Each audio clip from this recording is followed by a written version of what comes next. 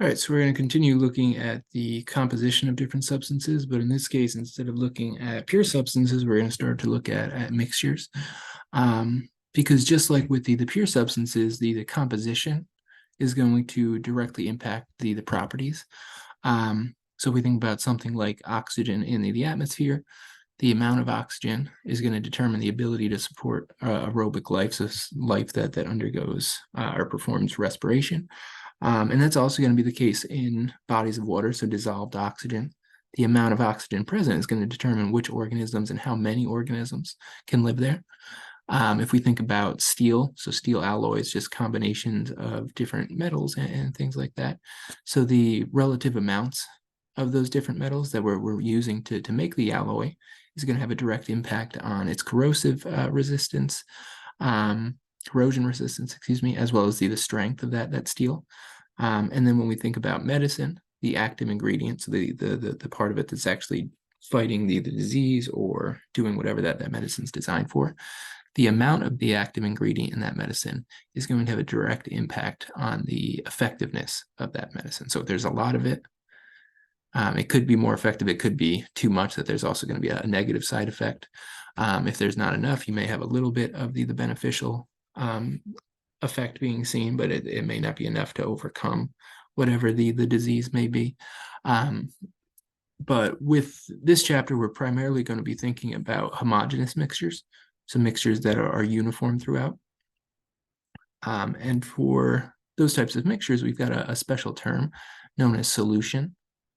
So you can see a few different solutions on the right here. But these are just going to be homogeneous mixtures that essentially, once we take that substance and dissolve whatever it is, it's then just going to spread out through the entire solution. So that's why with these colored solutions at the top, so these could just be different transition metals. Typically, when we see different colored solutions, we're looking at some sort of metal that's going to give that pretty color. And with these, you'll notice that in some cases, kind of where the glass is having more of an effect, so where we're looking through more of the glass. On the sides, we can see kind of the darker color, but then in the middle of these solutions, it's pretty much a uniform red or blue, green, yellow, whatever it is, because whatever that substance is that's dissolved to give us these colors here, it's just even throughout the entire solution. And with this section of the chapter, we're going to look at various concentration units. So essentially, how can we express how much of that substance is dissolved? But when we're looking at solutions, it's important that we kind of understand the terminology for a solution. So we've got kind of two different components, the solvent and then the solute, and there can actually be multiple solutes. But with the solvent, typically that's going to be the component of the mixture that we have the most of. So a lot of the times when we're working, it's going to be water, because we're going to be working with aqueous solutions. So in that case, water is the solvent. But with the solvent, you can think of that as the substance that does the dissolving. And then the solute is just going to be the substance that gets dissolved. So if we think about a saltwater solution, again, that would be an aqueous solution because water is going to be the solvent. But then the salt is the thing that's getting dissolved. So the salt is going to be what we consider to be the solute in that case. Like I mentioned, we're pretty much always going to have water as a solvent. In organic chemistry, it's much more common to have a whole bunch of different solvents there. So there's a range of different organic solvents that have different properties that can dissolve different substances than each other, different substances than water in some cases. So depending on what you're trying to dissolve or maybe what you're trying to extract, you could use a different solvent with particular properties. But no matter what, the solvent we can think of as the thing that's doing the dissolving, and the solute is going to be the thing that gets dissolved. And then, like I said, we're going to look at various concentration units in this chapter to kind of tell us how much of that solute's dissolved. We're primarily going to focus on one, but at the end, we'll see a couple of different ones and talk about where those are used. And all of those are going to be examples of quantitative concentration units. So they give us a number value, essentially, to tell us how much of that substance is dissolved.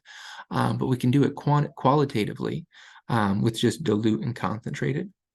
So this is, again, going to be some sort of substance that's going to give us a colored solution. And on the left-hand side, we're considering this to be a dilute solution just because there's going to be very little of that solute actually dissolved. And that's why we've got kind of a light color here. We have a little bit of that substance, so we're getting a little bit of that color, but it's not really present in large amounts, so we don't have a deep, deep color there. And then just as we move to the right, each of these subsequent solutions is going to have more and more of that solute dissolved. So that's why we start to see more and more of the red color appear. And then eventually we get so much of that solid, or solute, excuse me, dissolved that we get a really, really dark color. So with colored solutions, we can actually use the color of the solution just to get a qualitative estimate of its concentration. But in chemistry, we want to be more specific than that. So that's why we're going to have different concentration units where we can actually put a number, we can actually calculate what that concentration is going to be, rather than just kind of looking at these and saying, this one's a higher concentration than the rest, or this is a lower concentration, but not knowing exactly how much more or less concentrated it is. And the unit we're primarily going to use is just molarity. So capital M is just the symbol for it. And with that, just note that it's going to be important that it's capital M. When it's lowercase m, so lowercase m equal is saying that the mass is equal to. So we've got capital M here. And then with this, just note it's important that we've got moles of solute on top. So in some cases, we may have grams. So we'll have to make that conversion to figure out how many moles it is. And it's important that we've got liters of solution on the bottom. So moles of solute, so the moles of whatever we're dissolving, and then liters of the entire solution. So if we look at an example at the bottom here, 355 milliliter soft drink sample contains 0.133 moles of sucrose. What is the concentration, or what is the molar concentration, because we want the unit in molarity, of sucrose in this beverage? So if we're looking at this equation, we've got moles of sucrose. Whoops. We've got the piece we need on top, but then our volume on the bottom is given to us in milliliters. So we just have to make that conversion. And then you can see here, just dividing by 1,000 to convert milliliters to liter. So there's 1,000 milliliters in 1 liter. So really, we could just move this decimal over 3.355 liters.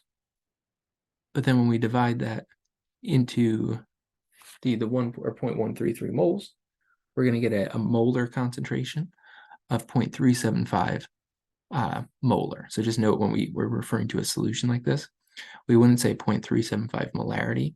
We would say it's a 0.375 molar solution.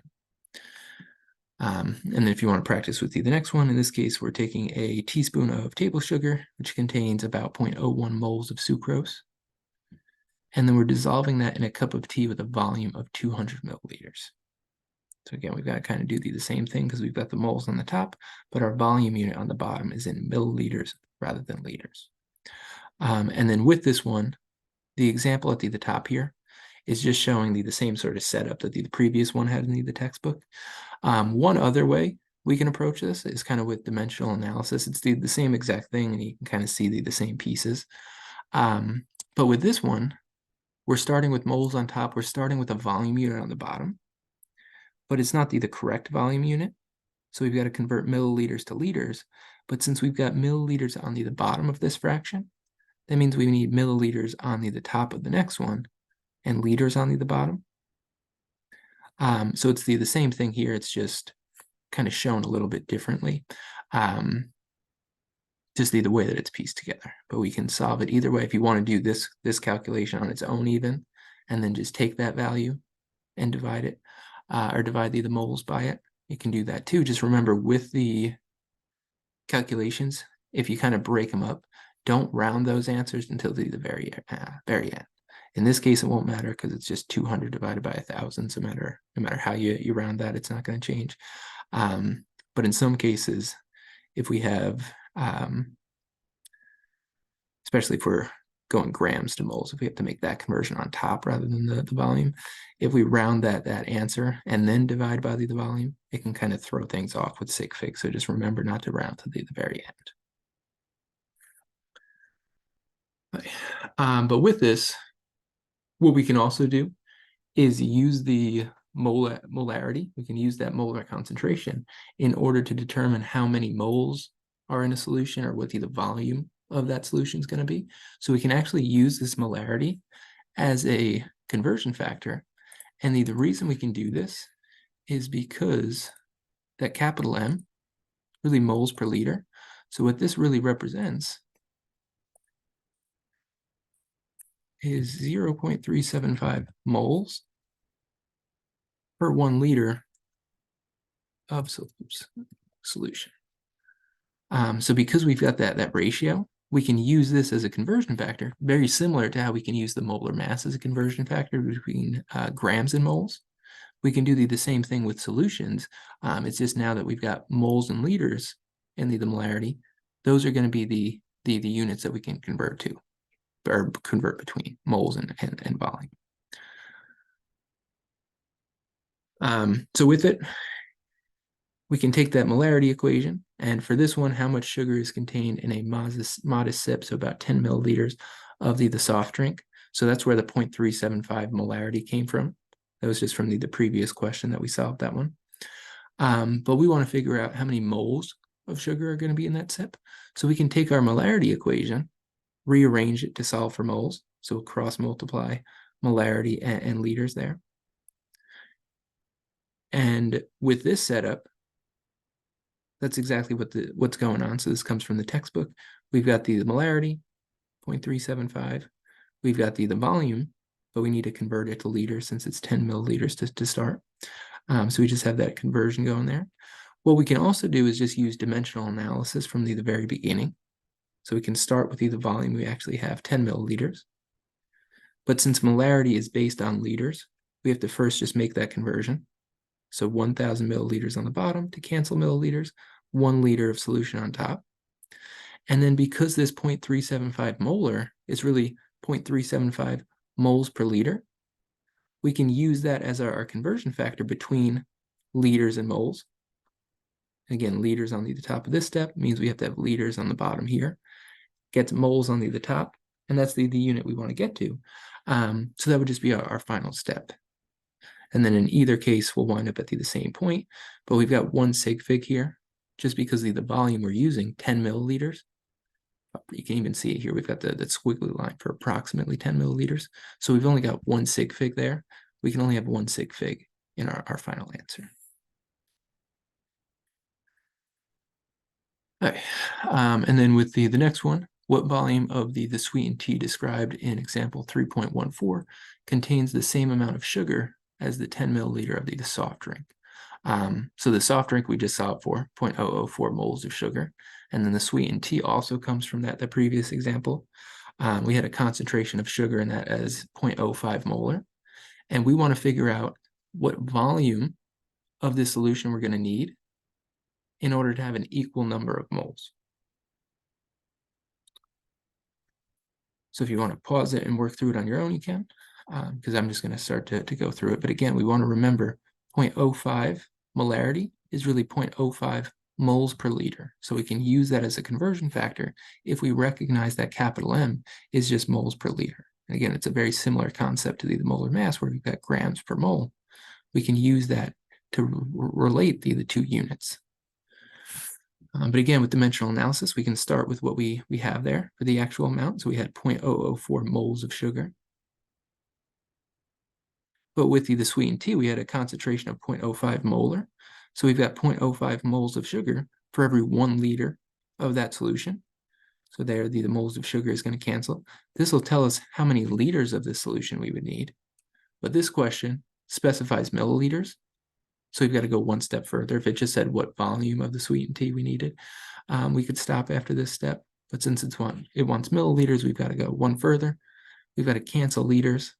1,000 milliliters on top is equal to 1 liter onto the bottom, and that's where the liters cancel.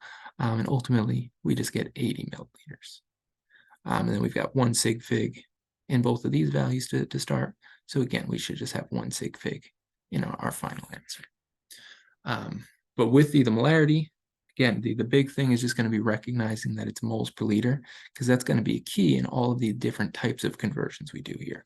They're all going to be very, very similar, but it's going to be paramount that we recognize that capital M is really just moles per liter, and then we can use it as a conversion factor like we see here.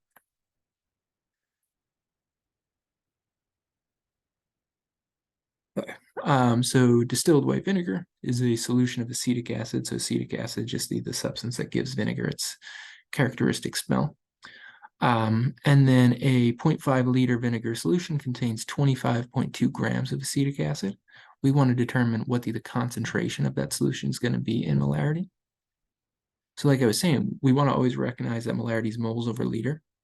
In this case, we've got the liters already. So we've got the bottom piece, but now we've got the amount of the solute in grams rather than moles. So we'll just have to use the molar mass of acetic acid in order to make this conversion.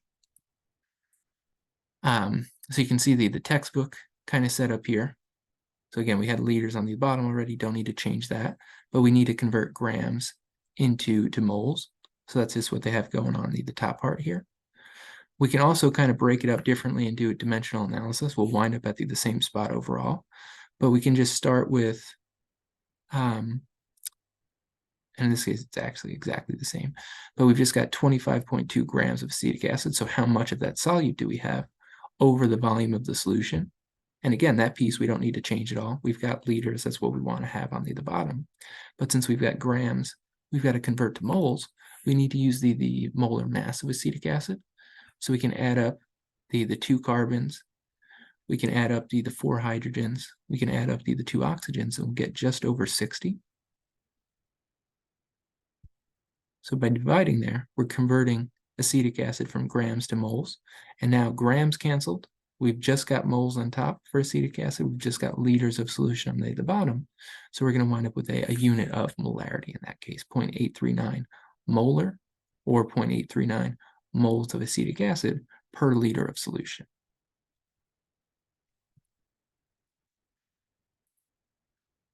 So this one, why don't you go ahead and practice? So we want to figure out again what the concentration of the solution in molarity is going to be. But now we've got 6.52 grams. And then see if you can think about what the name of this substance would be. But we've got 6.52 grams of CoCl2. Molar mass is given to us. And that solution's got a total volume of 75 milliliters. So in this case, we've got grams, we've got milliliters. So we've got to convert both of those units. But we can use the molar mass to go from grams to moles. We can use just the relationship between liters and milliliters to convert the volume. And then doing a dimensional analysis, we'll start with the amount of solute on top. It's just in this case, it's in grams. We'll start with the volume of solution on the bottom, because that's going to be kind of how we want to have it set up. We just want to convert it to moles per liter. So with these steps, just recognize doesn't matter how you do it. So we could have this as our first fraction, this is our second. But either way, we've got milliliters on the bottom, needs to cancel.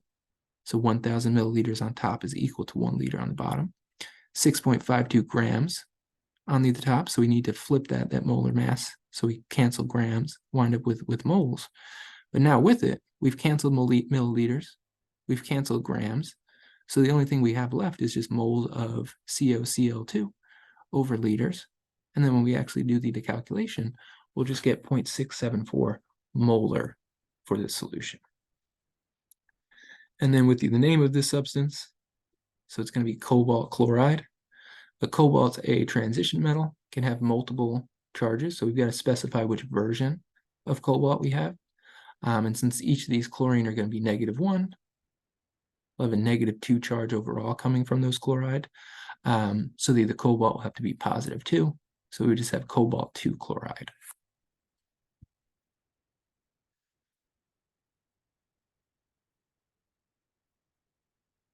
Yeah. And now this one, kind of doing the same sort of thing, but kind of in reverse almost.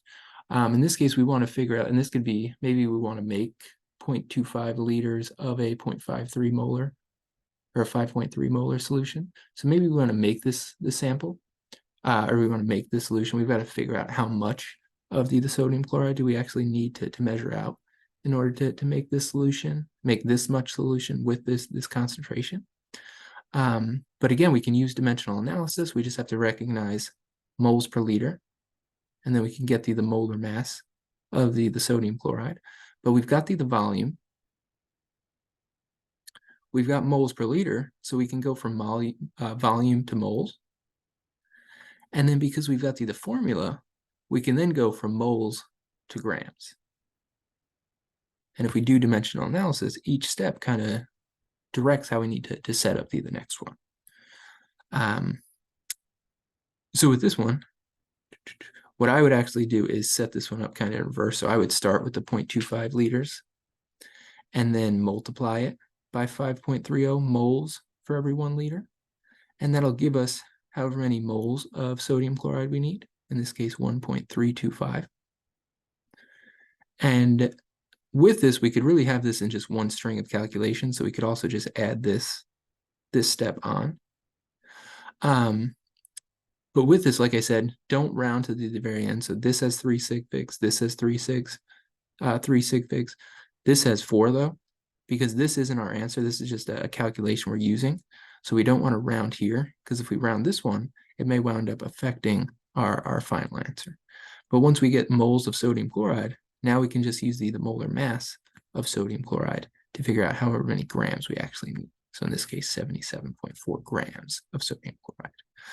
But the reason I would start with this one first, so I'd have 0.25 liters as our beginning piece, then multiply it by this, because that'll allow liters to cancel.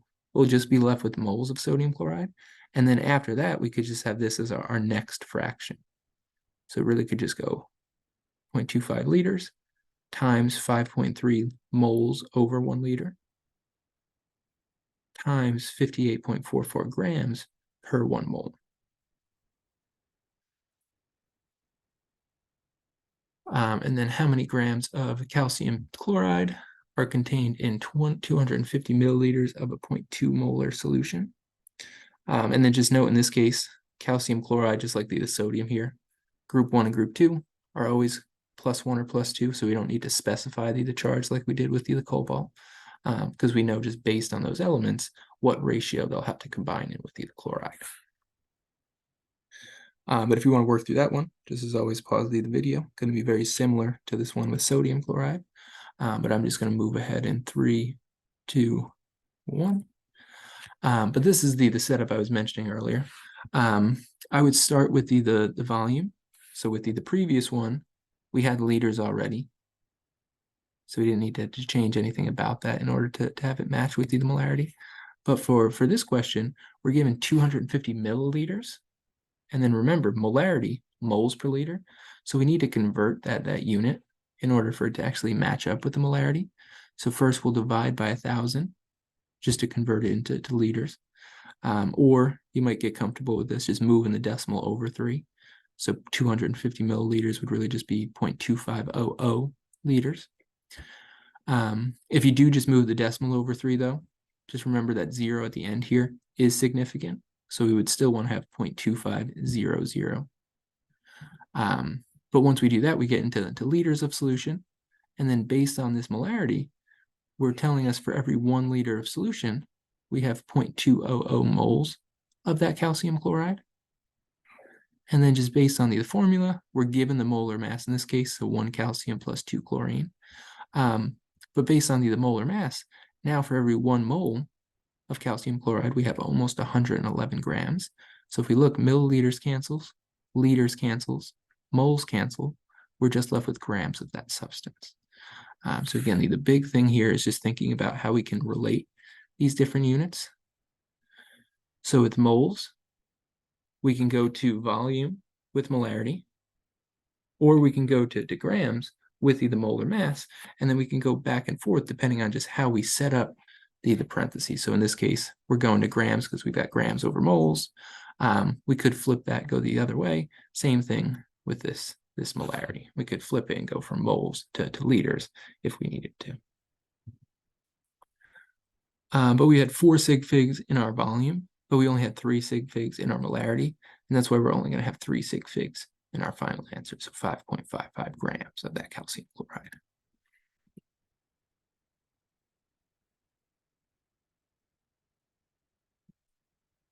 That's going to be a good point to stop, because I'm going to do this whole thing. Yeah, we'll stop there. All right, we'll look at a couple more in this video, and then I'll save the dilution and other units for the a second video on this part. But was this the correct one? Perfect. Whoa. All right. So with the molarity, we can also use that to determine the volume. So the concentration of acetic acid in white vinegar, we determined earlier in one of those previous questions, was 0.839 molar. So what we want to do is figure out what volume of vinegar solution contains 75.6 grams of acetic acid. And again, we can always use dimensional analysis for these questions. So we can just recognize that this is a molarity unit, so moles per liter. And we can just start with whatever value we actually have. So in this case, we're going to start with 75.6 grams of acetic acid. With it, we don't have the formula here, but we had the molar mass earlier on. So C2H3O2 is the formula for acetic acid, or HC2H3O2. But we can get the molar mass. So using the molar mass, we can go from grams to moles. And then using the molarity, we can go from moles to liters.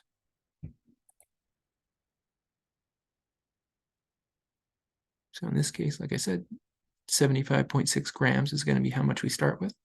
The molar mass, we'd either have it given to us in the question, or you would need to know the formula. So that'd have to be provided to you. But we can use that information to figure out how many moles of acetic acid would be in 75.6 grams. And then using the molarity of that solution, we can figure out what volume of solution would then contain that many moles. So again, looking at the units, grams canceled, moles canceled, we're just left with liters. And then in this case, the question doesn't specify a particular unit, so we're good to stop after just the liters. If it wanted milliliters, we'd have to go one step further and do 1,000 milliliters over 1 liter. So we'd get 1,500. But if it doesn't specify, I would just keep it in the first unit that you get to. Just save yourself one extra step, one potential source of error.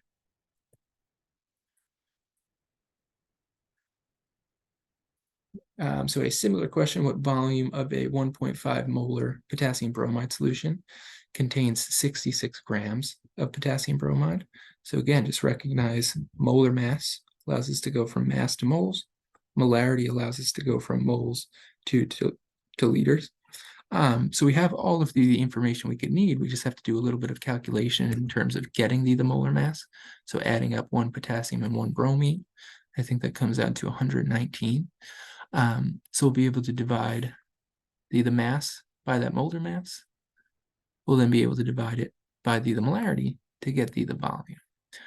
So 119 here just comes from adding up 1 potassium and 1 bromine, but 66 grams times 1 over 119 gives us the moles of potassium bromide, because grams of KBr are going to cancel. And then once we're in moles, we can flip the molarity, moles per liter, so that moles is on the bottom. Moles now cancels. We're just getting liters of solution. And for this one, we had 3 sig figs in both of those initial values. So we just want to keep 3 sig figs in our final answer there. So 0.370 liters of this potassium bromide solution would contain 66 grams. But with it, it is going to be important that we have that molarity specified, because we could have a higher concentration solution that would then need less volume, or we could have a lower concentration solution that would then need a larger volume. So if it just said what volume of a potassium bromide solution contains 66 grams of potassium bromide, there's not enough information to actually solve that question. So we need the molarity, or some way to calculate the molarity, and then we need the chemical formula, or we would need the molar masses given to us directly. But I'm going to pause here, and then with the second half of the video for this set of notes, we'll look at dilution, so kind of using one solution to prepare another, and then we'll also look at a few other concentration units, because we don't, in the lab, we'll use molarity quite a bit, but then in other sort of fields, or even like the EPA, molarity is not as commonly used outside of a chemistry lab. So we'll see other units that can measure concentration.